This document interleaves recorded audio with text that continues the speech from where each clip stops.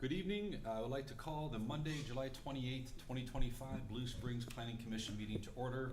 Please rise and join us in the Pledge of Allegiance. I pledge allegiance to the flag of the United States of America and to the republic for which it stands, one nation, under God, indivisible, with liberty and justice for all. Tracy, could we get a roll call, please, for attendance? Of course. Commissioner Ingersoll? Present. Commissioner Pumphrey? Present. Commissioner Stokenberry? Commissioner Smith? Present. Commissioner Sanderson? Present. Commissioner Cradoff? Here. Commissioner Graham? Present. Commissioner Howe? Here. Chairperson Henning? Here. Thank you, Tracy. Thank you and welcome everyone this evening here and watching from home. Tonight's agenda consists of item number 1, the minutes from the last meeting. Items number 2 through 4 is the rezoning, general development plan, and preliminary plat for Boulder Springs. At this time, I would entertain a motion for the consent agenda for the approval for the minutes for the July 14th meeting. So moved. Second. I have a motion and a second. All those in favor? Aye. Any opposed? That motion carries. Moving right into it, I will now open the public hearing for agenda item number 3 and 4, rezoning RZ 06259614 and general development plan GDP 06259615, with agenda item number 4 being run concurrently. At this time, I will ask for exhibits from our city attorney, Josh Newell. The city would like to enter exhibits 1 through 8. Thank you, Josh. Anybody that's here that would like to speak for or against this project or about this project, please stand and be sworn in as a group collectively. Raise your hand. Do you solemnly swear the testimony you're about to give in this case to be the truth, so help you God? I do. Thank you, and it looks like Ms. Fry is ready to go to talk to us about this project. So Chantel Fry, on behalf of the city, 903 West Main Street, Blue Springs, 64015. Good evening, Chairman and Commissioners. Before you this evening is a request for a rezoning, a general development plan, a preliminary plat for Boulder Springs, which is a proposed single-family development located south of Southeast Sunnyside School Road and west of Southeast Adams Dairy Parkway. The current property includes one parcel on the approximately 35.6 plus or minus acres and is currently zoned agricultural with a county designation. The first request is to rezone the property from agricultural county to SF7, the single family residential district. The subject property cannot be developed under the current zoning district, and prior to any development activity, a rezoning must be completed. The 2014 comprehensive plan included the subject property as a neighborhoods, which is defined as areas for residential living arranged in connected patterns of streets and blocks to provide access to civic and neighborhood amenities.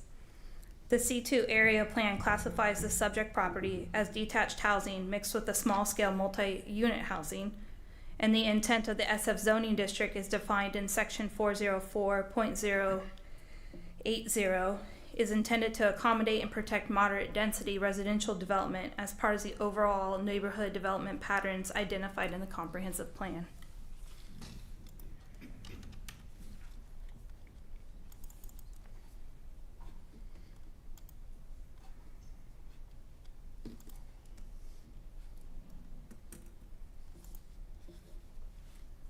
The second request is for a general development plan that covers the 35.6 plus or minus acre property. The proposed general development plan includes 92 single-family homes, a walking trail, and a pocket park. The property is proposed to be developed in one single phase.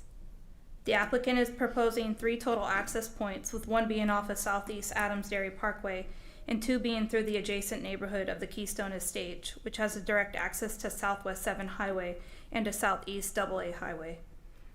The access on Adams Dairy Parkway will have 3 turn lanes, with 1 being for traffic entering to the neighborhood, 1 for traffic turning left or going northbound onto Southeast Adams Dairy Parkway, and one for the traffic turning right or going southbound on Southeast Adams Dairy Parkway.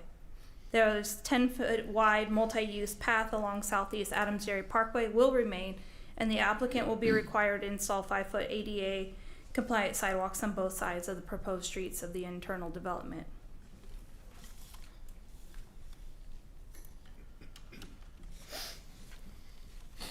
The proposed land use is detached housing, and the proposed density is approximately 2.62 units per acre.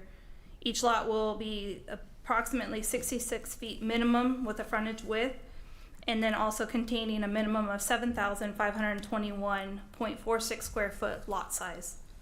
The front setback is set at the 25 foot, and then the side setback is 8 feet and a rear setback of 15. The conceptual elevations show 2-car garages, which will meet the off-street parking requirement, and the conceptual elevations are the houses that include a mix of 1- and 2-story houses with materials containing masonry, vinyl siding, and decorative elements. The applicant provided some conceptuals of home elevations that could be into this neighborhood, but because it's a general development plan, they're not held to these elevations.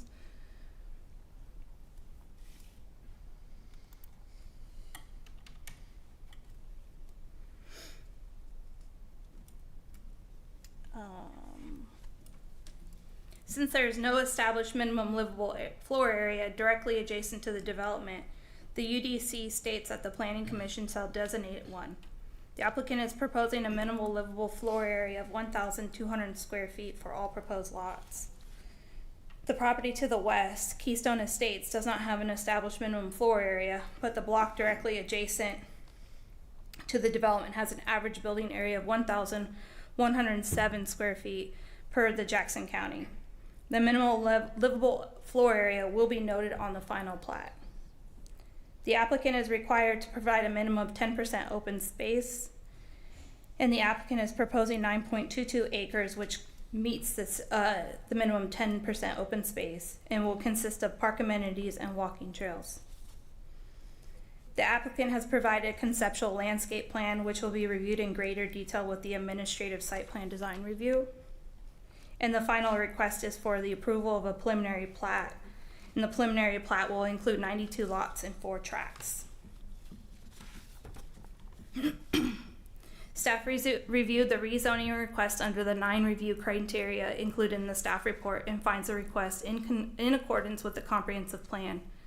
The proposed zoning and development of the site is appropriate since the development is on an arterial and is relatively close to the intersection at Moreland School Road. Approval of the application could encourage development of a vacant property along the parkway and create a precedence for site design with the focus of being on pedestrians. Denial of this application would result in the property maintaining a county zoning district, which is not permitted by right in the city, and can discourage unique and innovative developments. Staff feels that the rezoning to the SF7 single-family residential district would allow greater density in housing stock and allow for a unique type of development. Based on the review criteria, staff recommends approval of the rezoning of the site. Staff reviewed the general development plan under the 6 criteria included in the staff report and feels that it is consistent with the comprehensive plan as a property designated for single-family residential development. The proposed general development is conditioned on the approval of the concurrent application for rezoning. The general development plan complies with all applicable use, development, and design standards. Staff finds the general development plan will foster a convenient and walkable neighborhood. Based on the review criteria, staff recommends approval of the general development plan with the 1 condition. Staff also recommends approval of the preliminary plat with the 6 conditions in the staff report. I would be happy to answer any questions, and the applicant is also here. Any questions for staff before we hear from the applicant? Seeing none, is the applicant here? Good evening, Dan Foster with Schlegel, 14920 West 107th Street, Lenexa, Kansas. Here representing Kalara, who is the developer for this particular project. Also here is Melissa with Rouse, Fretz, White, Goss, Gentile Roads, and Vernon with McCurdy Engineers, who's the traffic consultant to prepare the traffic study for this project. You can go to the next slide.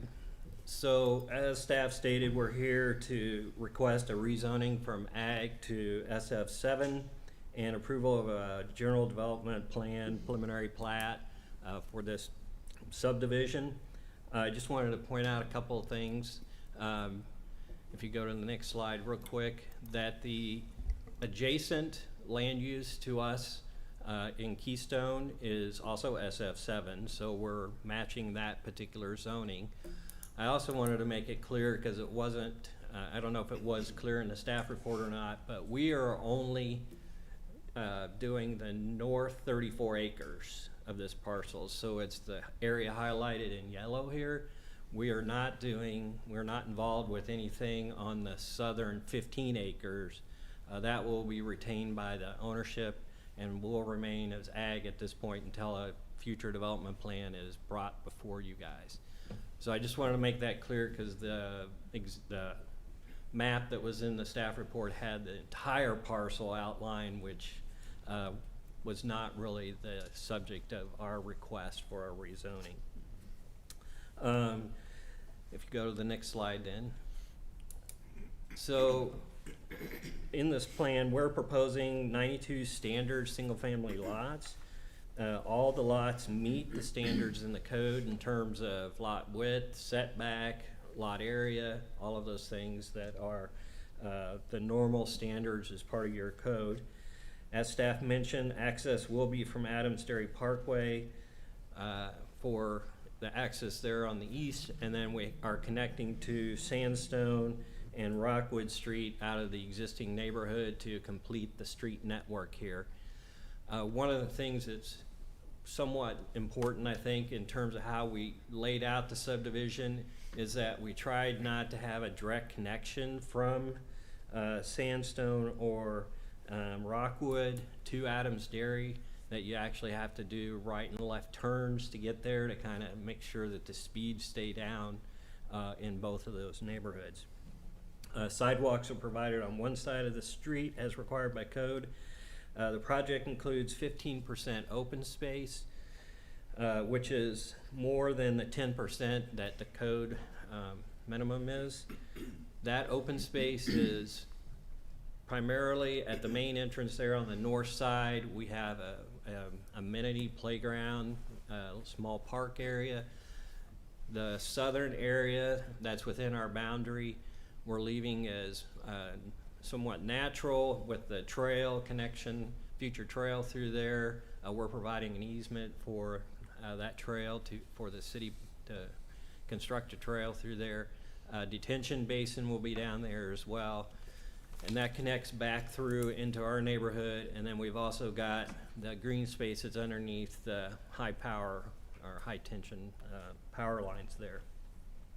The project also includes a landscape buffer along Adams Dairy Parkway that ranges in width from 30 feet to 80 feet, with 30 feet being right at that cul-de-sac there on the north end, and the 80 feet being more right off the entrance. This exceeds the 40 feet, or excuse me, the width of 25 feet that's required in the code. So we are exceeding the code there. The street and utility infrastructure will be completed in a single phase, and if approved tonight and at the council, then the construction could start as early as late this year or the first part of next year. So with that kind of covers the basics that I'm presenting on the project. I'm going to turn it over to Melissa, who's going to provide some additional information on the project. Good evening, Planning Commissioners. My name is Melissa Van Crum with Rouse Fretz White Goss Law Firm, 4510 Bellevue Avenue, Kansas City, Missouri. If you could go ahead and advance to the next slide. There has been a traffic impact study, and it has been reviewed, updated with a letter for this particular application. It has been reviewed by the professional city staff as well. It is a holistic review of safety and operations of the access point. This application proposes just a single access point on Adams Dairy Parkway. It's been found through the traffic study to be consistent with a number of different access points up and down this area. The traffic study found that a traffic signal is not warranted and that the traffic volumes do not warrant right or left-hand turn lanes at this time. And as Dan mentioned, there's also 2 connections to the west through the existing development, providing multiple different avenues for connectivity, in addition to the trail that will help connect sidewalks and traffic into the park and to the elementary school and that type of thing as well. If you go ahead and advance, you can go through these next few slides if you'd like. These are slide views of the property, so you can kind of see what it looks like along Adams Dairy Parkway. This is from the adjacent neighborhood where the connections will happen, on Rockwood and then Sandstone, and then again on Adams Dairy Parkway.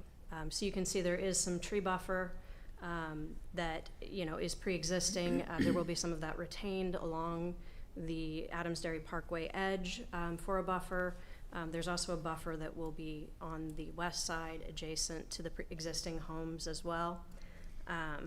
So you can see just a little bit through those images that you can't see otherwise. As both staff and the engineer have indicated, it is completely consistent with the future land use policy of neighborhood. It's also consistent with the area plan neighborhood, which is for detached and small scale mixed properties. Both of them are very much focused on small scale residential, including multiple different density types of housing and including the same kind of connectivity to neighborhood services and civic uses that we've talked about here. It also furthers the intent of the proposed zoning district by providing those same types of development patterns for residential development connected to the types of uses that individuals are looking for when living in these neighborhoods. If you could go ahead and advance there. The criteria for approval is it's also completely consistent with the adjacent zoning by encouraging the unique pedestrian oriented site design. I don't know that you can see too well on the map provided, but if you zoom out, you will see SF7 is the majority of the surrounding property as well. It's not just the one immediately adjacent, but it's the property on 3 sides. There's some other zoning across on the other side of Adams Dairy Parkway, including ag and a larger single-family zoning, but everything in the immediate vicinity is zoned consistent with this request here. The lot sizes meet or exceed all of the requirements, including the 66-foot square footage. That's designed to allow a 3rd garage if someone were to want one, but it is, ultimately exceeds the requirements of this particular zoning district. And no deviations or variances, no modifications are requested with this application. The stormwater has been mitigated through the proposed development as well, and you can go ahead and advance if you'd like. And as I mentioned, the traffic is expected to have minimal impact to the surrounding traffic network. The application is in compliance with all respective city plans, policies, and the United Development Code. There will be more detailed plans that will be provided to staff per the conditions of approval to approve as the plan and development moves forward. But we appreciate staff's recommendation of approval. We agree with all proposed conditions of approval, and we respectfully request your approval of this application. We're available to answer any questions that you may have this evening. Thank you. Any questions for the applicant before we hear from the audience?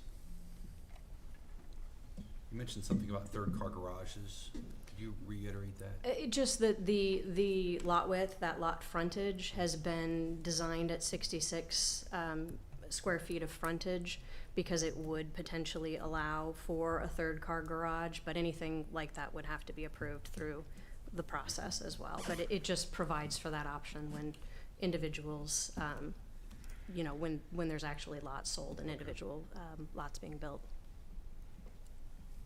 All right. Thank you. Is there anyone in the audience that would like to speak in favor of this project? See none. Is there anyone in the audience that would like to speak in opposition to this project?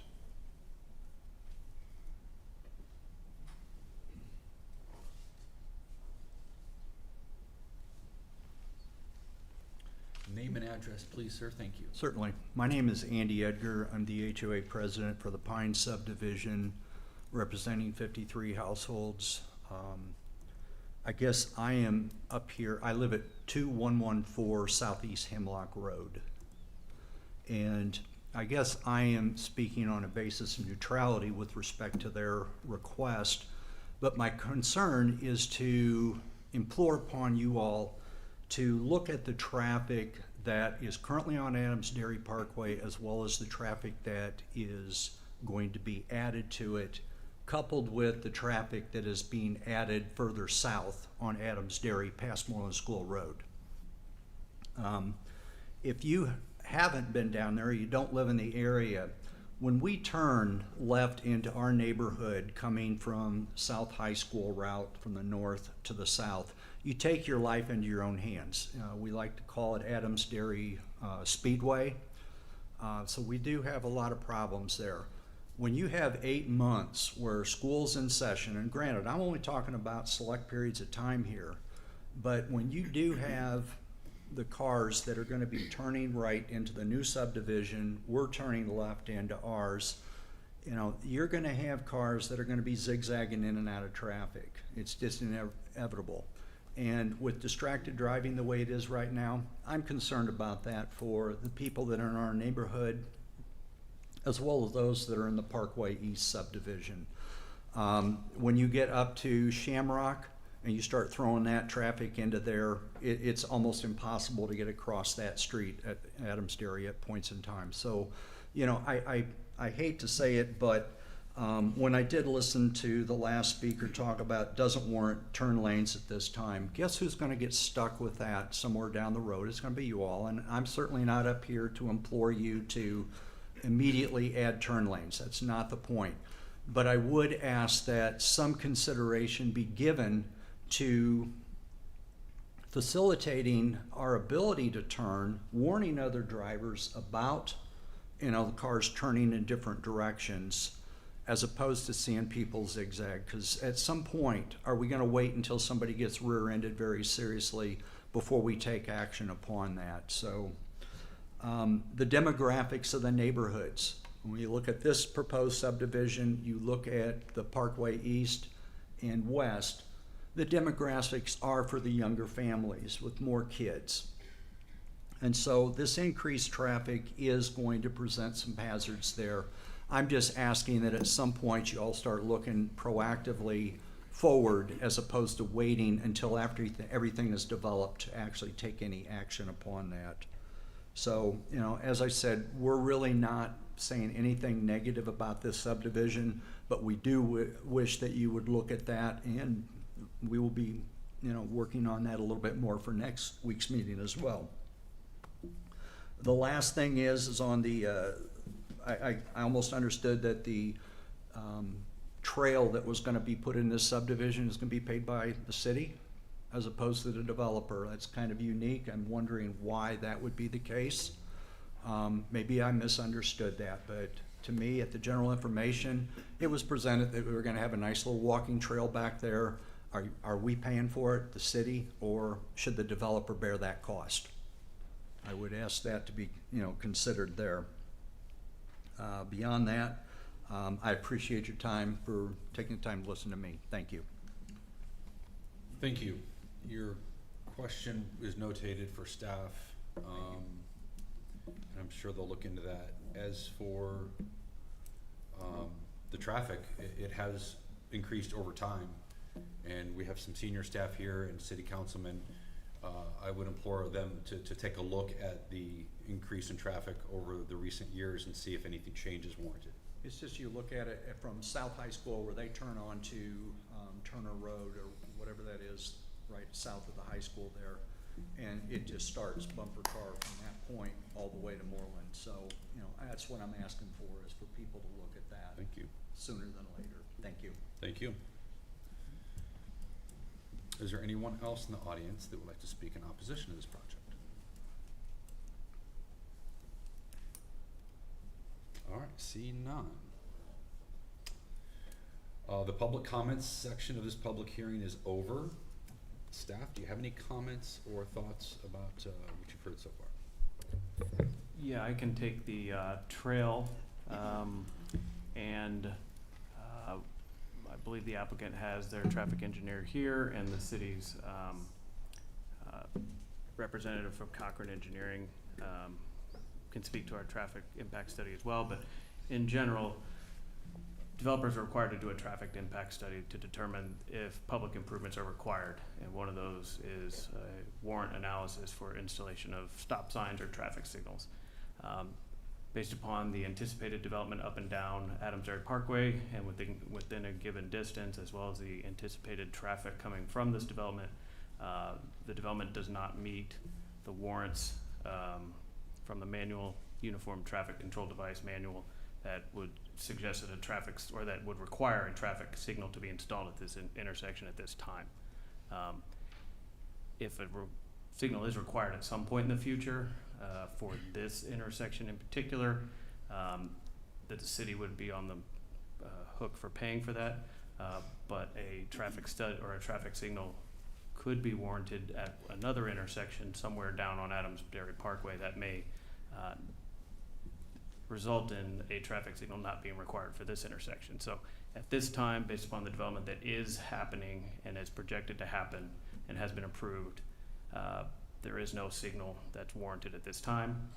As far as the trail connection, this was forwarded or routed to our Parks Department as is standard practice with all of our developments.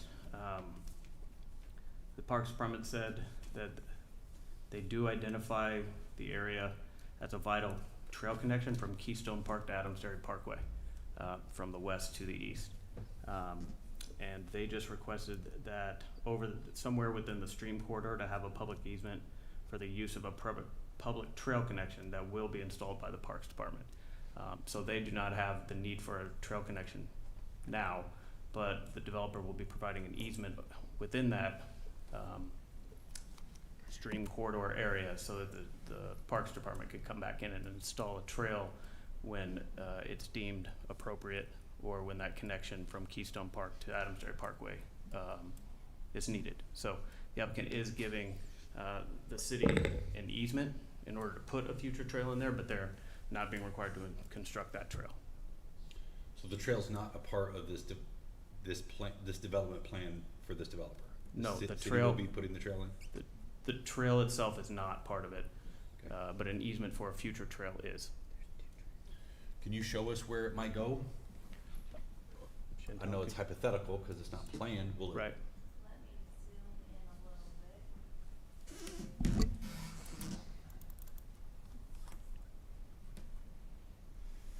The easement is right here. This is the creek and stream. I don't know which way the city will do the trail, but it will be within this area. And I don't know if they'll just link on to here to what the developer is building or which way we will go. I have not seen any plans. Mike, have you seen? So the developer is building a trail around, a walking path. Yes, they're building the one that you see here that's around their detention pond to the south. Dan, can you speak to the trail location? Yeah, so our understanding, was that the white trail that you see through there was the city trail.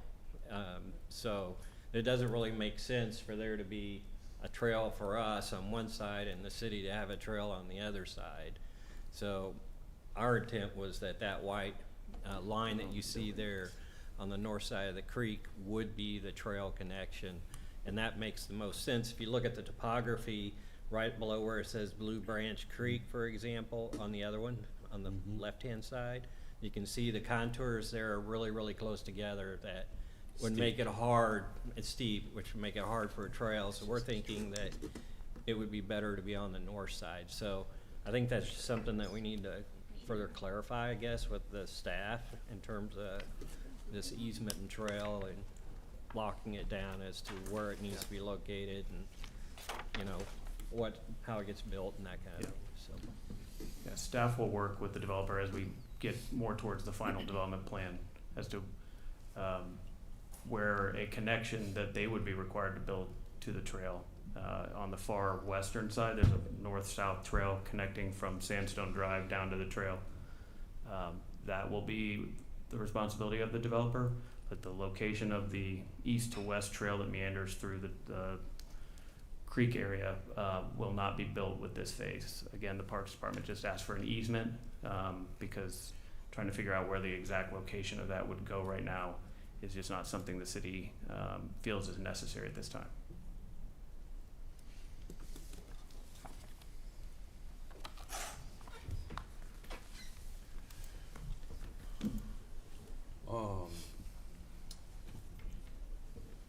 I'm still mildly confused about the trail Okay. situation. There's not Let gonna me be see. two trails. There's not gonna be two trails. Correct. Okay. So the developer is just going to be providing an easement through this area of the trail or through this area of their property. Okay. And then end up through here. The city will be constructing that trail. This east-west, north, or on the west side, this north-south trail is essentially part of the sidewalk system of the development and will be installed by the developer and will stub out at this location or close thereto. Should this get approved tonight or recommended for approval and then approved by the city council, there's a number of extra documents that would follow. The PD final plan, the civil site infrastructure drawings, which would take into account a lot more detail, and then the final plat, at which time the easement location would be better identified, potential location for the trail may be better identified, but again, the Parks Department right now just wanted to see the trail get an easement for future construction by the developer. So we'll have multiple opportunities of this project coming back through in which we'll be able to delve deeper into this. Yeah, to pinpoint where a future trail may be located, but again, the Right. developer's not building any of the east-west trail. Okay. Any other discussion up here? I have a question for the engineer. From the questions that the HOA representative asked you, do you have any concerns about what they said? Because a lot of times I think we need to listen more to the representatives from these communities, what they have to say, because they live there and they know what the traffic situation looks like. Do you have any concerns about what the gentleman said, and how would you address that?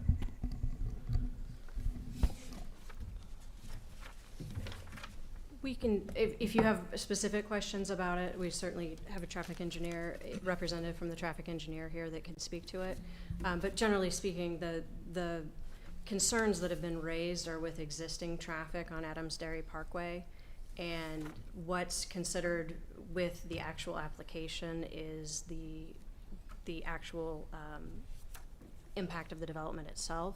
And so while we understand that there may be some existing concerns about safety that warrant some types of consideration in terms of how that's managed, whether it be with the high school students speeding down and zooming in and out of cars or otherwise, we certainly support that, but it's not generally part of a zoning consideration for an individual application.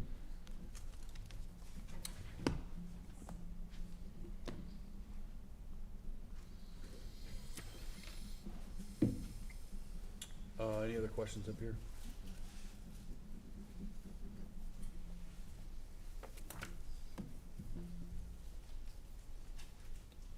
Seeing none and hearing none, staff, you're good? You don't have anything else?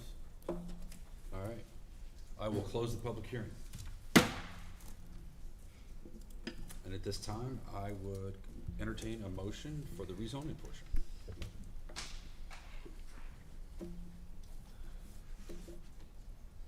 Chair, Yes. I would move to recommend approval for the rezoning RZ 06-25-9614 Boulder Springs. So moved. We have a motion and a second. Could we get a roll call, please, Tracy? Yes, of course. Commissioner Pumphrey, Aye. Commissioner Smith, Aye. Commissioner Sanderson, Aye. Commissioner Cradoff, Aye. Commissioner Graham, Aye. Commissioner Howe, Aye. Commissioner Ingersoll, Aye. Chairperson Henning. Aye. And that motion carried and will be heard by the city council. at their meeting on Monday, August 4th. At this time, I would entertain a motion for the general development plan portion of this project. Chair, Yes? I would move for approval of the General Development Plan GDP-06-25-9615 with the one staff condition. So moved. I have a motion and a second. Another roll call, please, Tracy. Commissioner Smith? Aye. Commissioner Sanderson? Aye. Commissioner Cradoff? Aye. Commissioner Graham? Aye. Commissioner Howell? Aye. Commissioner Ingersoll? Aye. Commissioner Pumphrey? Aye. Chairperson Henning. Aye. And that motion carried, and I presume it was with the one staff condition that was in the staff report. And the third portion is, I would ask for a motion for the preliminary plat that contains six staff conditions. Chair, I'll go ahead and close it out with the All right. motion to approve the preliminary plat PP-06-25-99616 for Boulder Springs with the with the 6 staff conditions. So moved. I have a motion and a second. All those in favor? Aye. Any opposed? That motion carries with 6 staff conditions. That's it for the main meat and potatoes of our business, of our meeting. Is there any other business anybody would like to discuss? All right. I would entertain a motion to adjourn. So moved. And a second? Second. All those in favor? Aye. Any opposed? This meeting is adjourned. Thank you very much for attending or watching.